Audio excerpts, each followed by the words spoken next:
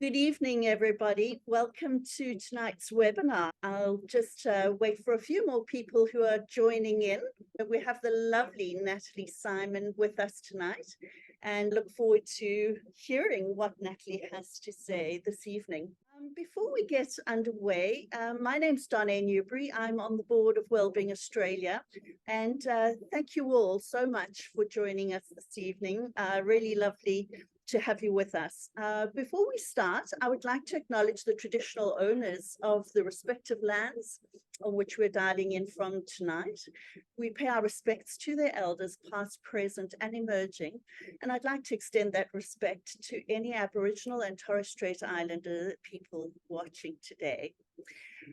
Before we get underway, some of you may not have heard much about Wellbeing Australia previously, but we are a not-for-profit that's focused specifically on positive psychology. We focus a lot on what the solutions are to dealing with in a proactive way, dealing with our well-being, rather than dealing with crisis situation. And I think that makes us pretty unique. A second thing that's important to know about Wellbeing Australia is we focus on 5 aspects of well-being, and we believe they're all pivotal to our overall sense of well-being. These include our emotional, our social, our spiritual, our financial, and as we'll hear from tonight and discuss in much more detail, our physical well-being. The last thing that's important to note is that we're funded by membership, and therefore if you like what you see tonight and are interested in supporting our work, please do consider going to our website at wellbeingaustralia.com.au and becoming a member.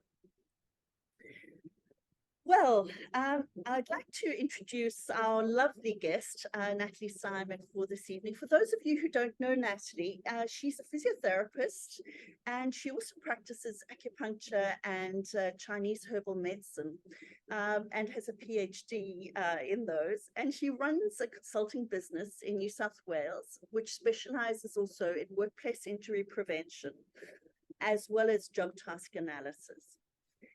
Natalie also provides professional and holistic service that supports and empowers individuals, carers, and workplaces to enhance their lives and their well-being.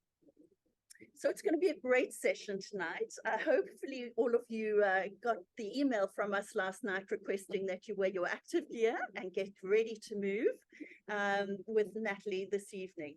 So I'm sure you're all looking forward to our session with Natalie tonight, and I'd like to hand it over to her. Welcome, Natalie, and thank you so much for sharing your expertise with us tonight. Look forward to the chat. Thank you. Thank you very much for having me, Donna, and to all of Wellbeing Australia. I'm very excited to share some information about movement and exercise and general wellbeing. I've been passionately involved in this area since I was a little kid, and practicing as a physio and a Chinese medicine practitioner for nearly 27 years. I'll show my age there. So I'll put on a screen, and I might go back and forth, show my face a little bit with the exercises, but also work off a screen. So the topic today is physical tips to reduce mental load at home and at work. The purpose of learning to move well is basically to reduce the risk of physical injuries at work and at home. Let me have a look if I can move this screen. Anyway, and its impact on your life.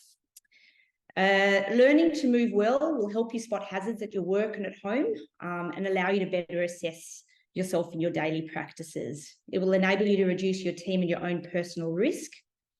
And my job today is to try to educate you about your body and some specific movements that can help you prevent injury. In a nutshell, movement is good. Obviously, as a physiotherapist, we often talk about specific movements that are needed, but generally speaking, most research will tell you that any movement is good. Understanding your body will make that movement even more efficient. So let's talk a little bit about the body. The body is made up of 2 kinds of muscles. You'll see there's one muscle type, which is called deep muscles, And on the other side of the screen, you'll see this column called superficial muscles. Superficial muscles are basically all the muscles on the outside of your body.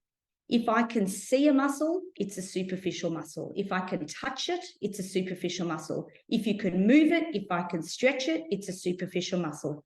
When we go to the gym and we move and we work our muscles so that we can look good aesthetically on the outside, that is the superficial muscle. These muscles work quickly. They're made up of a fast twitch muscle, and they can fatigue easily. We have a different set of muscles called deep muscles, and a lot of us have heard of this concept of core stability. Basically, deep muscles, we cannot see them and we cannot touch them. They're on the inside of our body. So if we were to look at the human body and take away all the superficial muscles and get to the bones and the joints inside our body, the deepest muscle attaching to those bone and joints is called your deep muscle. And the function of the deep muscle is to stabilize and support our body and our spine. It does not move the body. Deep muscles do not fatigue. They can come on for long periods of time. So they're very different, these deep muscles and these superficial muscles. In this diagram, normally when we move, theoretically what should happen from the day we're born is a message comes down from our brain and it activates this deep muscle, this black line here. It activates that deep muscle first. And then when we move, the superficial muscle will work. What happens if we have pain or poor posture, or we get a little bit older, or we have an injury, or in particularly our topic today of mental stress and strain, which is relevant very much so in wellbeing, is that this switches off our brain or our central nervous system and the timing changes. So what happens is the superficial muscles work quicker and more often, and the deep muscles become a bit inhibited. So I'm just going to use my body for a moment. I'm going to stop that share. I hope everybody can see me.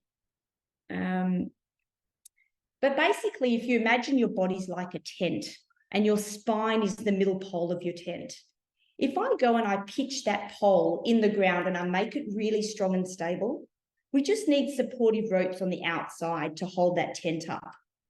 What happens if we get older or we have an injury in particular, pain or an injury, or we're very stressed or we're inhibited, is the deep muscle becomes a little bit unstable. So basically that middle pole of the tent, it's like it's not pitched as well. So it's not pitched as well. So what happens is these outside guy ropes work more often and make us feel tight all the time because they're working overtime. It's not their job. Their job is to move us. It's the middle pole's job to stabilize us. But if that middle pole's not working well, because that's what happens with the brain when we have pain or discomfort or stress, these outside ropes work more often. So if my muscle here is tight because my deep muscles in my neck or my shoulders aren't working, then this muscle's firing. My brain is sending lots of messages to this area. So if I then want to go and lift something heavy, this is already fatigued. So basically, let's go back to our share the screen. Basically, what we're looking for is safe movement is about activating your deep muscles first before we bring on the moving muscles. So it sounds a bit complicated, but I've got this little acronym that I call BSAM. BSAM stands for this: breathe, exhale, stabilize, align, and move. The reason I use this acronym is because the question one should ask is, what are the deep muscles? If they're so important to stabilize us, what are they? The number one deep muscle that we all need to know about, and if you get it, then it's going to make a significant difference to all aspects of your well-being, because it manages stress as well as other things, is your diaphragm, your breathing muscle. Your diaphragm is a deep muscle, all right? It's not an organ, it's a deep muscle. It is a stabilizer. So by knowing how to breathe properly, yes, we get the benefits of, the flight, fight, relaxation. We also get the benefit of stabilizing our spine, and it switches off these strong superficial muscles. So it's the main technique that I teach to minimize pain. It's also the main exercise people teach to minimize stress. all right, or to improve performance or confidence or voice projection. So breathing is incredibly important. The next deep muscle, which people don't talk about very often, is your pelvic floor. We can't see it, thank goodness, I don't want to, but everybody has a pelvic floor. The pelvic floor is a deep muscle. We have other deep muscles, some of our deep abdominal muscles, but if you can imagine the big six-pack muscle, if its function is to move us, like in a crunch, it is a superficial muscle. It's not a deep muscle. Deep muscles, remember, do not move our body. They only stabilize us. So with men, we use the concept of, we sometimes say nuts to guts. It's a bit naughty. We sometimes say, think about raising testes off a plate. Again, these are strange analogies, or just stopping yourself going to the toilet or putting a zipper up gently. And with women, sometimes we talk about like gently raising a pee up a straw. We'll go a little bit more into some of these in a moment. Oh, here we go. Breathing. It is the key. So if you have a look at this picture, we've got the diaphragm at the top, we've got the pelvic floor at the bottom. Breathing is incredibly important. I suppose if I had to teach you how to breathe in a very quick nutshell, let me get off this so you can see me again. Stop share. The way we would do it, and if everybody wants to put their hand on their rib cage, okay, I might stand up. Unfortunately, I can't see if you're all doing this, but give it a go. So putting your hand on your rib cage, you want to try to breathe in. Let's try breathe in for 2 seconds into the base of the ribs slowly and breathe out for 3. We always want to try and exhale longer than when we breathe in. The body will always know how to breathe in because it requires oxygen, but we control elements of the expiration, the breathing out. So what you can do is you can try and take a slow breath in for 2 and gently breathing out for 3. You really can't do too much of this exercise. I mean, clearly you can do too much of this exercise in one go, but I mean, when you're sitting down at work or if you're driving in the car, there's no reason we can't try to relax our shoulders, put one hand on our rib cage, just drop this down a little bit, and try and take a breath into the base of the lungs and breathing out again. All right, the breathing relaxes you, reduces stress, reduces muscle tension, controls fear, improves posture, improves confidence, oxygen intake and fitness, relaxes your neck and shoulder muscles, and activates that deep corset to support your body. That's what we're talking about with the deep muscles. A quick talk about pain and the brain, and then we're going to move on to some more functional things. Pain is directed by our brains. Okay, things like mental health and stress and fitness, our mindset, our knowledge, support networks, well-being, these all affect pain, all right? And they all affect our brain. Pain is not always equal to tissue damage. There are different kinds of pain. So acute pain is if you're walking and you sprain your ankle, okay? That is a true pain. We call it nociceptive pain. Acute pain, generally, you need to do that protocol of rest, ice, compress, elevate. It tends to get better, within 2 weeks. If it's a bad sprain, possibly 6 weeks. But it will generally get better if treated correctly with ice and compression and a bit of rest. But there's other kinds of pain. There's the body's inflammatory response.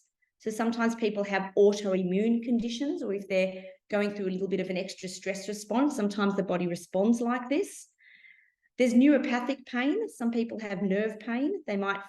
You have people that might be an amputee and they can feel pain in their big toe, which is incredibly unusual because you think pain is purely directed to the tissue damage in the area, but sometimes it's the brain reporting that there's pain to an area. And the fourth one is the most common that I see in my practice, which is pain that just comes on over time. So we call it functional or postural or idiopathic. These are all your fancy physio-medical terms. But these things generally come on because of load or overuse. All right, understanding what we do in our daily life with our work. Are we sitting too long? Are we standing too long? Are we repetitively using our arm with the mouse? This YouTube is very good. I'm happy to send Donna a link to this if you want to watch it, but it's all about complicated or chronic pain. And things like migraine also fit into this pattern. So this pyramid of performance is a great way of understanding exercise and movement. It puts everything into perspective. So the area of foundation is about understanding your body. So I'm going to ask a question in a moment. I can't actually see the chat straight away, but I'd like you to write something down in the chat if you don't mind. So with foundation, there are two kinds of bodies, generally speaking. There are the people who are born kind of stiff or hypomobile. Their joints don't have a lot of movement. We call them stiffies. Well, I call them stiffies, hypomobile, okay? On the other spectrum, you have the people that are relatively flexible, and we call them hypermobile. For the sake of fun, I'm going to separate them into stiffies or floppies. So if you don't mind putting in your chat column, if you think that you are more a stiffy or more a floppy. So do you think you're more hypermobile? That would be floppy. Or do you think you're more stiff, which would be a stiffy or hypomobile? We'll come back to this screen, but the way we're going to answer that question is by doing a quick screening test. So I'm going to get everybody to get out of their chairs, please, and we're going to do a quick flexibility check. So the first thing I'd like you to do is just stand up and see if you can touch your toes. If you can touch your toes fairly easily, then you are generally more floppy or hypermobile. If you can only get to your knees or to your shins, you'd be more stiff or hypomobile. On hot weather like today, we generally move more, all right? A Bikram yoga kind of thing. We move more when our joints are warm. So we might all be a little bit more flexible today, possibly, depending on how sedentary we've been. So that is a quick flexibility check. That really shows the flexibility of our lower body. If you want to have a look, are you stiff in your middle back or your upper back if you have a desk job, or probably if you're over the age of, I'll say 55, you probably will start to become a little bit rounded in your upper shoulder. Let's try this exercise. So what we'll do, I'll stand up and I'll demonstrate this one. If you can find a wall,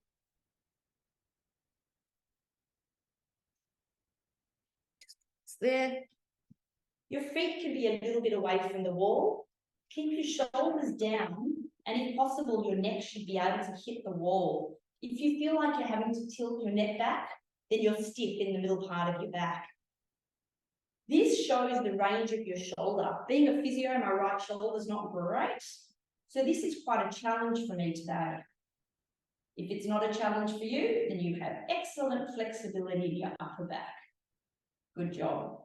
But what I like about these little assessments is it's saying to me, hey, Nat, you're actually, and this is legitimate, stiff in your upper back at the moment, which I didn't realise, and quite stiff in my shoulders. So if I was going to do an exercise for my well-being, I should probably do a little bit of exercise to get some flexibility in my middle part of my back. All right, so that gives us an idea of, well, what should I do? If that's always the question, is what exercise is the best? This third one is a resting deep squat. All right, we can give it a go. Again, it shows your flexibility and mobility around your ankle joint as well as around your hip joint. So if you take your legs nice and wide and you see if you can squat down, keeping your heels on the ground, you'll get a little bit of idea of what your lower body flexibility is like.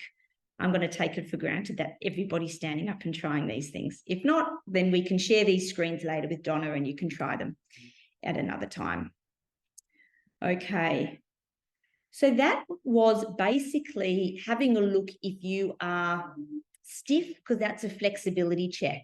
This is a little bit of the opposite. If you found that you couldn't touch your toes well, or you were very stiff in some of those movements, then you're probably more of a stiffy. And stiffies need to do more stability and strength. They don't need to, sorry, that's incorrect.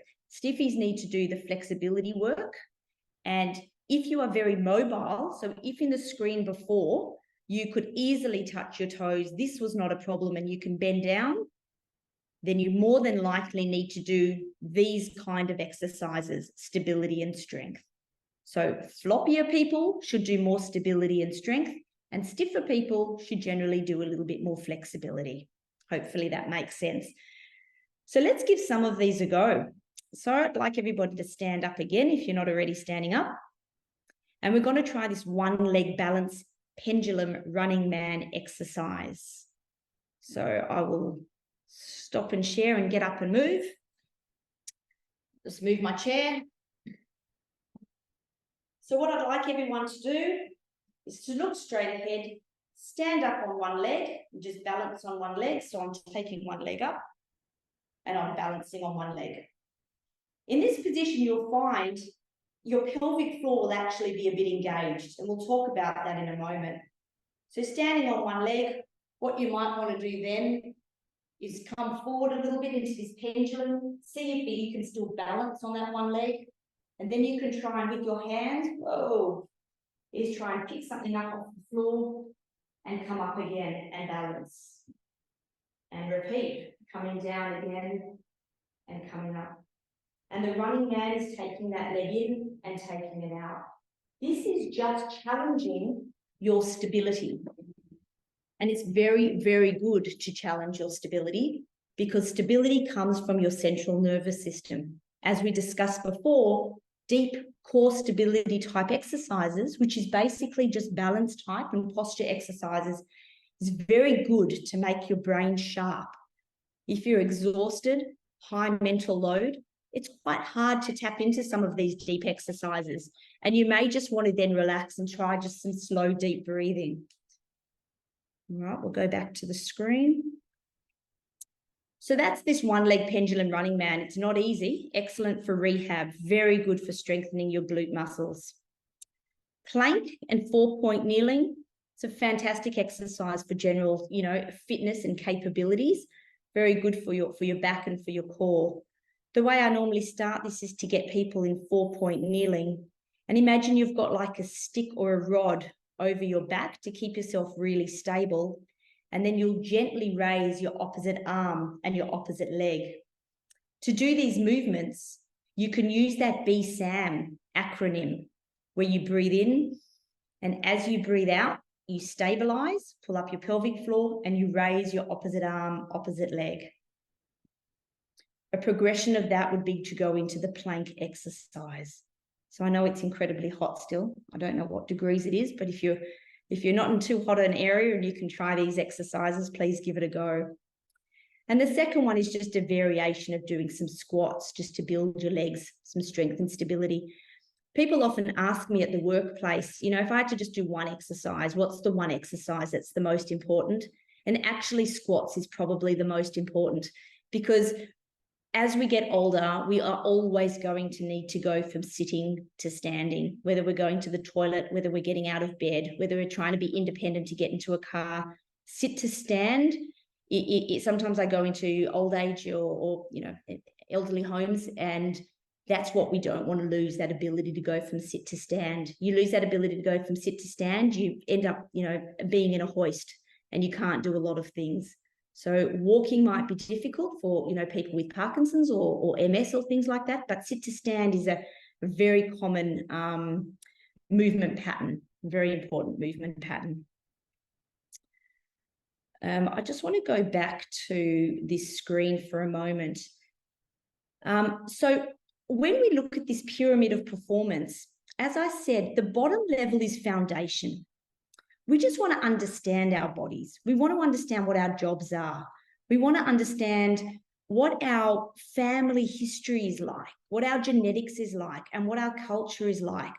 How do we go with stress?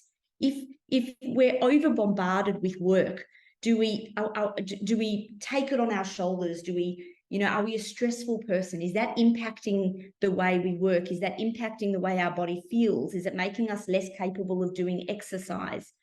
Do you have a condition? Do you have a spondylosis, or do you have like a knee cartilage issue, or, have you had surgery or things like that? All of this is important to your expectations of what you're trying to achieve. I put this concept of performance or goal at the top because it's always good to have a goal. People often say to me, oh, should I do Pilates for my pain? Or what's the best exercise for me? And the answer to that is whatever gives you joy. Honestly, it's just about what gives you joy. If it's walking the dog, or if it's trying to train for a New York marathon, or if it's just being able to pick up your grandkids, or to get over this workplace injury so that you can be safe at work, it's just different. And it's important to ask yourself that. For me, I love to play football and soccer. Recently, I've had an injury with my Achilles, and I've had to take quite a lot of time off I haven't been able to play. And I've had to do a little bit of rehab and a little bit of strength work, a little bit of flexibility. But there is a little bit of work to be able to get to being able to do your goal or your performance, without injury, and being able to maintain that. A lot of people will say, I want to run. So they'll run, then they might get injured or they don't enjoy it. And then they come back down to the foundation. And because they can't run, they feel a little bit depressed or upset, or they're hard on themselves. There are lots of different things that you can do which all constitute exercise. So stability is that idea of deep breathing and pelvic floor exercises, which is basically just balance. I'm going to teach you how to do that in a moment in sitting, because sitting posture is really important. And if you understand how to use your sort of stability muscles, at least in sitting, you'll understand more how to do it in standing. Flexibility, that's basically stretching the muscles that are tight. So it's not so much about joint flexibility or yoga. Yoga I'd actually put up here. If people wanted to do yoga, it's not part of flexibility or stability. It's actually an activity. It's when you break it down to specific exercises. Strength is incredibly important, for bone health, for general fitness, general capability. Everybody should know how to get onto the floor and get off the floor. It's something that should be practiced, because I can tell you, if you don't do it, you'll lose it. That move it or lose it concept. So it's good to challenge yourself and get down into a plank, even if the floor seems very, very far away. And power, this concept of power is like if you were doing shopping and you needed to put the shopping baskets in the boot of the car, then you've actually got to lift it up and then put it in. So power is using strength in a movement way. So this was our pre-screen flexibility, and this was the stability and strength. If, for example, we're not going to go through all of these, but if, for example, like myself, I found that today I'm quite tight in my upper body, I might choose to do some of these exercises to stretch my mid-back. Similarly, if you found that you couldn't touch your toes or you couldn't do the deep squat, you might choose to do some stretches for your lower body. All right? It doesn't really matter what you do. It's more the intention behind why you're doing something. So if we all sit on our chair, I'm going to go back to me for a moment. So if we sit down and we slouch, so we slouch in our chair, nice comfortable position, we're working on our laptop here. What I want us to think about is a couple of things. In this position when we're slouching, like when we're driving, our pelvic floor will be dropped or will be inactive. If we want to basically turn our pelvic floor on, what I'd like everyone to do is sit towards the front of your chair. So come away from your chair. Maybe get your knees to be at 90 degrees and put a bit of weight through your heels. When we put a bit of weight through our heels, our pelvic floor will naturally hover. If you're not sure, just slouch and imagine yourself going to the toilet. I know this is strange speech. When our pelvic floor is off, our back will be more in a rounded posture. If the pelvic floor is off and our back's in a rounded posture, generally speaking, our tongue would have dropped to the bottom of our palate, the bottom of our teeth, because your tongue, or the deep muscles that stabilize your neck, work in the same way as your pelvic floor. So I've actually got to sit up straight now, because otherwise I'm going to get a sore back. So if I sit up and put weight through my heels, my pelvic floor naturally engages. I get that nice sort of lordotic curve in my lower back, which is what we want. And my tongue will go towards the roof of my mouth. It happens naturally. So just have a little play with losing your posture, and then you'll end up losing your neck movement. And if you try and look over your neck one way or the other, you can't go very far. But if you sit up a bit taller, but not using your outside muscles, just using your deep muscles, just engaging that pelvic floor a bit, being able to take a breath through your diaphragm, your tongue will just naturally go towards the roof of the mouth. You'll be more lengthened in your spine, and all of a sudden you should have a little bit more range. So poor practice, poor posture, apathy in our workplace, or just a lack of understanding, will cause more stress on our joints. Then we might have some pain, we might have fatigue, we might get headaches or migraines or repetitive stress injuries. These things can happen through no fault of our own, just sitting for long periods of time, looking at a screen with a poked neck. So just understanding how to use your sort of diaphragm muscle, your breathing, and engaging that pelvic floor a little bit so you have a more neutral curve in your lower back will make significant difference to our posture. I hope there was a bit of a light bulb moment. If not, and you're confused, put it in the comments section. We'll get to it soon. So this was a gentleman who I did a home assessment with. So this was his basic setup. So what I noticed with his setup is there's quite a deep sort of length of there's a lot of depth to this seat. So this chair probably cost a lot of money, but it's really only good if he's going to sit back, recline. And like I said to him, it's like a breastfeeding chair. It's not very useful. It's not giving him any support. But after today, I hope you realize it's not really about any ergonomic chair. It's about us understanding our body better. We're the ones that control it. We can't rely on external stability. Stability comes internally. So you can see he's just a bit rounded through here, which means he gets rounded through his mid-back and he's poking his neck forward. All right, so that's a lot of strain here. If you look on the other side, what we did is I moved that chair upwards. He's got some towels under here. He's moved himself forward. We've just had a little bit of a sort of a rejig, and his neck's in a little bit of a better alignment. And as you can guess, this gentleman had a lot of cervical issues and pain coming down his arm. So medication's probably not going to cut it, but understanding his posture and getting some idea of some stretches and changing the way he sits just by engaging that pelvic floor gave him a bit of a light bulb moment. What have I got here? Postural health and well-being. Physical health, emotional health are intimately intertwined. That's called mind-body connection. All right, let's have a look how we're going for time. This is a very general sort of summary that I've put together. I call a fit for work checklist. So think about your work and your outside hobbies and goals and how you can improve that performance.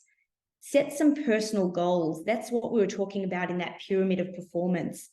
It doesn't matter what the goal is. Like you might say to yourself, I want to be able to touch my toes, or I want to have greater range of like flexibility in my hamstrings. Or you might say, I want to be able to do that pendulum exercise that Nat just showed me and work on stability. I want to be able to do a push-up. I want to be able to do a chin-up and improve my strength. Whatever it is you decide you want to do, stick with it for 6 weeks.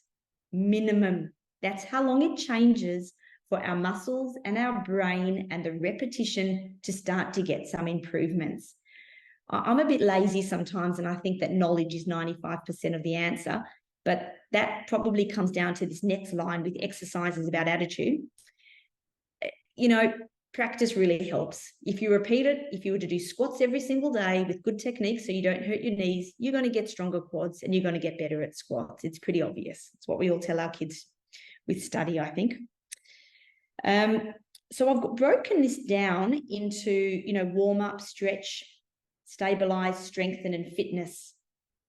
And the concept of the warm-up is, it's good before you start work, or if you're going to do a job at home, gardening or some do-it-yourself project, to have a little bit of a warm-up. Make sure you're not going from being sedentary straight into something.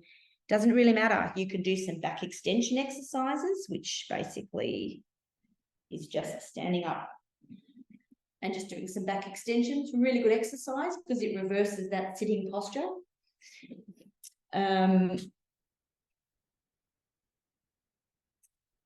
Take a few deep breaths, like we went through before. Just walk or jog on the spot. Stand on one leg. That's good for balance.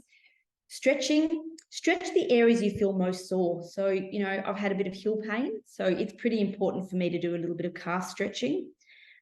Today, after that exercise, I realised how tired I am, so I might want to do a little bit of shoulder and upper back stretches. But this is a good way to understand, to allow yourself, well, what sort of exercise can I do? Because like I said before, it doesn't matter so much what you do. Just get up and move. It's good for you. Reverse what you might be doing. Try something different. With that said, I don't believe people should jump to going straight to the gym and lifting weights because they might get injured. I'm a big advocate of understanding that pyramid of performance. But once you've got the basics and you're not sore, try something new. Stability, this BSAM, diaphragm breathing and pelvic floor exercises. All right, then you can think about other shoulder blade exercises are really important. We might have time for that. Strength work, well, that's, things at the gym and resistance work, or any kind of fitness, whether it's boxing, going up and down a step. If you don't like going to the gym, or you don't have a bike, or you don't want to run, you can just go up and down a step, or shadow boxing. But be patient with your exercises. Okay, rehabilitation takes time. I always tell my clients to give themselves 6 weeks, even if all they're going home with is slow, deep breathing. Still, you need to stick with something for about 6 weeks. Natalie, it's Donna. Just a quick question from one of our participants is about how many times a day do you need to do these over the course of 6 weeks? Is it just once a day, or do you need to do those more than once a day? All right, so it's a great question. This would be, can everyone see this screen that I've got here? I'm going to assume so. Yes. Something that I sometimes give people at the workplace. Now, I don't expect them to do all of it, but people always ask me, like, if I had to do a quick, we call it like a toolkit sort of exercise, or a pre-work, some exercises before work. Up the top here, I've got a green box, and up there, I've got a red box. The green is for the stretches. So you can see these green boxes. This is for stretches. I hope this makes sense. It's quite complicated. 10 seconds, 15 seconds is all you need to do the stretches for. In an ideal world, I tell people to do it twice. All right. So let's say this table stretch, hold it for 10 or 15 seconds, take a break, do it again. If you've got to do a buttock stretch, hold it for 10 or 15 seconds, take a break, do it again. Same with the quad stretches. So that's a pretty good idea. With the strength and stability, sometimes I say to do something, let's say 20 reps. If you're going to do like shoulder blade squeezes, you could do 20 reps. Sometimes at the gym, they say 3 lots of 10. But a lot of the research now with stability and strength talks about this concept of isometric, which is holding the contraction. So with this gentleman, he's pulling the elastics back, hold it for 20 seconds. Or you can hold it for 30 or 40 seconds. It's the same thing with these calf exercises. Instead of just going up and down, 3 lots of 10 or 20 reps, you might want to go up, hold it for 20 seconds, and then come down. So isometrics, or holding a plank, have been shown to be really, really effective in building strength. If somebody said to me, I don't particularly like exercise, when is the best time to exercise, or when is the best time to sort of stretch, for example, I'd actually say before you go to bed. Because during the days when you're doing all of your work or you're doing all of your sport, and that's when your muscles get tired and fatigued by the practices of your day. If you then go to bed stiff and tight and sore, you end up sleeping with that tightness and that soreness, and you may wake up in the morning even stiffer and sorer. So if you do the exercise in the morning, that's great. But first of all, you're not very warmed up. Second of all, it would have been better to have done it at night time, to have gotten some sort of relaxation or some sort of asymmetry back in the body. Stretch what feels tight. Maybe do some slow, deep breathing. It'll help to calm you for the day and help you with sleep. We all know sleep is incredibly important for well-being. So does that answer your question? Yeah, that's great. Thank you. It's okay.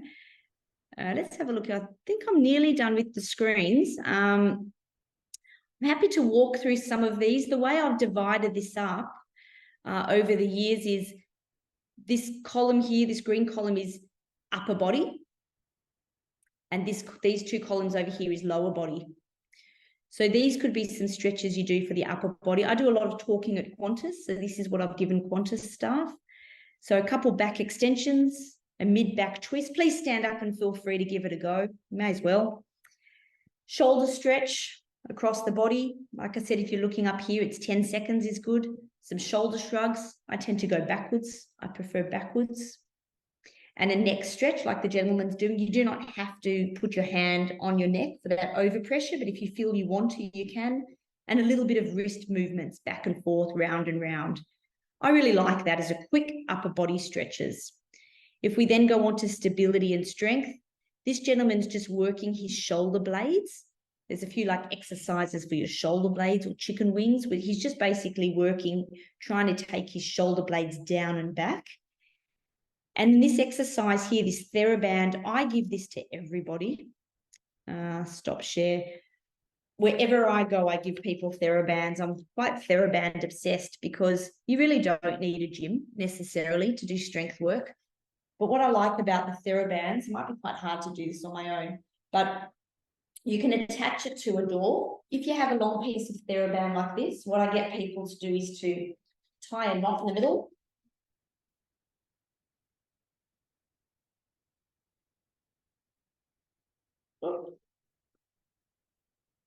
Tie a knot in the middle, put that knot in a door and close the door on it, and then you get your two pieces. Okay, once you've got your two pieces, what you can do is just imagine my hands holding onto this other elastic, shoulders down and back, and just a little backward squeeze. So we're just doing a little bit of a backward squeeze. It's really good to reverse that sort of rounded posture, all right, to keep some mobility. Then side on, just doing a little external rotation. This works the deep muscles of the shoulder blade, which are called the rotator cuffs. Every muscle, every joint in our body, whether it's the shoulder, whether it's the knee, whether it's the ankle, whether it's the hip, has deep muscles. When you're trying to strengthen or rehabilitate yourself, you want to figure out what is the deep muscle training I need to do. For my ankle, it could be wobble board or balancing on one leg. For the knee, it's getting the deep muscle in the knee working, the muscle that only works in that sort of 15 to 0 degrees. I know it's complicated. With the shoulder, it's these sort of TheraBand deep muscle exercises. For the neck, it's just imagining you've got like an orange between your chin and your chest. So your head is coming down slightly. The screen should be a little bit below eye level. You do not want to be looking up. So people that work on screens or they have glasses or bifocals, often they're the ones that get some neck pain. So you have to work out if maybe you can get like glasses that aren't bifocal if you're working on a screen, or change the orientation of the screen so you're more in line, your chin is a bit lower.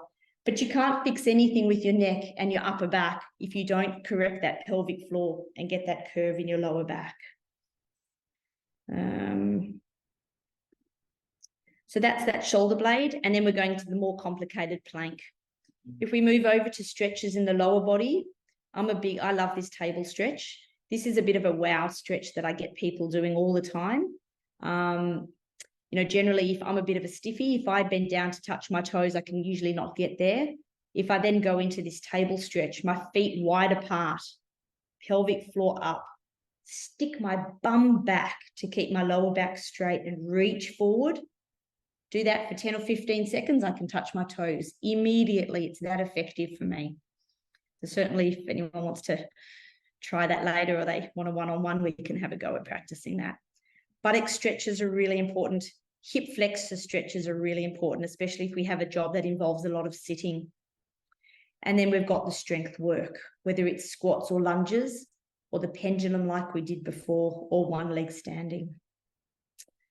All right, the only other screen that I could finish off with, I know it's a lot of information, it's just, this is my manual handling one. It's just relevant. I teach this a lot, and people love understanding how to move properly so that they don't injure themselves. It just makes them feel good, and it's empowering to know how to move at work.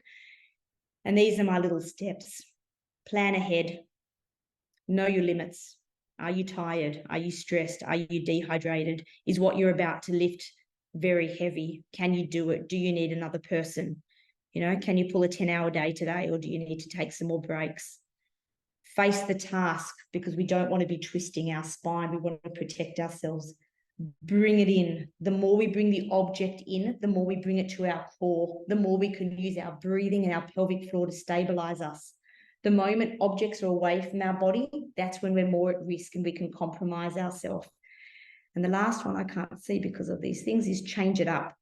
Change it up is really important, because if we do the same thing repetitively, we're going to repetitively either hurt our shoulders or our wrists or our elbows. So when you can, change it up. Change your hand orientation. Do things differently every now and then. You know, if you're vacuuming constantly, try it on the other side. Give it a go. It might not be as efficient, but at least you're not going to get as much repetition. Or break the task up. Do a little bit, swap over to something else and come back. So do we have any, Donna, are there any questions that you would like to ask, or any screens that we can go back to in more detail? Oh, wow, Natalie, there was so much in that, so thank you. There was so much. I've been to years of physio and that I hadn't put together. So thank you, really fascinating. I guess the breathing, that is always such a, you know, an aha, I think, for people, and understanding, because when you're stressed, how, and your emotional well-being is, you know, affects your breathing so much. Can you talk a little bit more about why that happens and that body-mind connection? I'd love to. And I, as you said in my introduction, I'm a physiotherapist, but I'm also a Chinese medicine practitioner.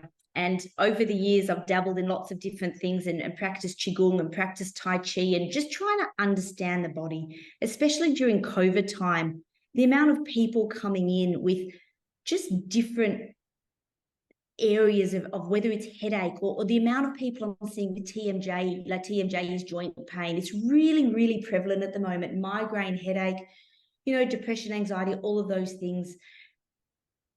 When we are stressed, our central nervous system just goes a little nuts. We have this part of our brain that we call the sympathetic response, and part of the brain which is the parasympathetic response. In Chinese medicine, we have the yin and we have the yang. Yin is like parasympathetic. It's calming, it's nighttime, it's restorative, like yin yoga. Breathing, calming, sleeping, nutrients, this stuff is all yin. Yang is our energy, our vitality in the day. We want to have that. Sometimes we have this imbalance. So let's say we want yin and yang to be similar. Sometimes we burn the candle. We just overdo it. We work too hard. Yes. So we end up burning our yin. We use up our kidney jing, our resources, we become dehydrated. I talk too much, you know, I'm very fighty, a yin deficient. I don't sleep as well. So now my yang looks high, but this is a deficient yang. I'm almost hyperactive because I'm actually tired. So it might look like I have a lot of energy, but it could be energy on reserve. This little yin-yang imbalance, I hope I'm not losing people with this Chinese medicine talk, is what happens in menopause as well for the women out there. I can't see my demographic here. Our yin drops because hormonally we drop. It happens with men too. We lose some of those nutrients and we get this kind of like menopausal deficient heat that can happen, or this dryness. The reason I'm talking about this hyperactive or deficient heat is because this is the same thing what happens with the brain when we're stressed. We're quick to, if somebody beeps us, hopefully we're composed enough to go, I'm not in a hurry, but sometimes we might go, it's when we lose it or when we feel emotional or when we feel stressed or when we're having a panic attack or when it's just there's too many things going on, it's very hard to think rationally. You almost need to just, what's the one I do in Qantas? I get people to, I think it's stop, think, react, STAR. We say STAR. Stop, think, assess, and review, or something like that. And I really like that acronym of STAR because injuries happen when we're stressed. And when I talk about it with people at Qantas, I say, if you've got that constant lady going, where's my drink? Where's my drink? This is terrible. Where's my drink? That's when you're going to go, here's your bloody drink. Or you're going to turn, or you're just not going to think clearly. So breathing, as we know, is your circuit breaker. It's your circuit breaker, and it's what switches us from sympathetic, that overactivity, or what people are in chronic pain, that hypersensitivity, to parasympathetic, or from yang to yin, for that calming. It happens through our vagus nerve. It happens, we just know that breathing has a way of just calming our body and our central nervous system. And why I like breathing is because breathing the correct way to breathe is through your diaphragm. And I love assessing the way people breathe through ultrasound, diaphragm, and pelvic floor, because it is the number one muscle that switches off when we have pain or when we're stressed. When we are in pain, we're like, we hold our breath, we brace ourselves, and that holding your breath, it increases disc pressure, it increases muscle spasm, it increases anxiety because you're not getting that expiration. The only time you can bring nice oxygen in is if we actively exhale. And that's why yoga, the Om, and I'm not a yogi because I'm a stiffy. Stiffies don't like yoga. Om, breathing out. Tai Chi. Chi is breath. Qigong. The people know about it many, many, many years ago when they do light, restorative, gentle exercises. You can see people who do Tai Chi that have been riddled with arthritis, and all they do is Tai Chi, and they get improvements in their cardiovascular health, improvement in their fitness, improvement in their strength, improvement in their quality of life, and they're doing slow, boring Tai Chi. They're not doing HIIT classes, circuit classes, high protein. Like, there's too much information. Breathe, breath. It's great, for fear, for anxiety, for posture. I'm a really big advocate of breath. And sometimes I know I need to do it. I just get dry. But, I'm a practitioner. All practitioners get stressed with a lot of demands and, we work long hours. Sometimes I just need to take a break. You need to be away from people, or don't pay for a class if that's what you need to do.